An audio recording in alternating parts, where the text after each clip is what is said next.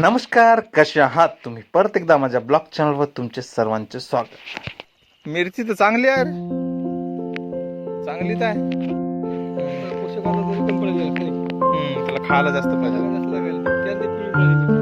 तसं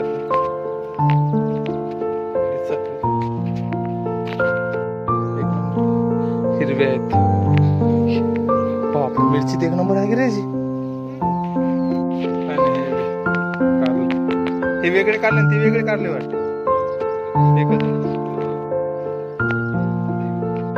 अशा किचड म्हणून मिरची काढायला लागते. इकडे जंगल, जनावरांचा त्रास, आणि इकडे हे असा पायपीट करावी लागते. शेती करणे फार मोठं चॅलेंज आहे. करावी लागते. श्रमाशिवाय मजा नाही. स्वतः करावंच लागतं. फवारणी तुला चला करू दिसत आहे. जवळपास 2:30 वाजता 2 वाजता टमाटे लावणं सगळं. इकडे माल आलाय लावले. इकडे मिरच्या वगैरे आहेत. पाहूया काय भाव जाते त्याच. कोथिंबीर जात आहे 220 जवळपास. 400-500 जात आहे. बबली चवळी 50 जात आहे जवळपास. 50-40. तर पाहूया. जवळपास 35 न जात आहे.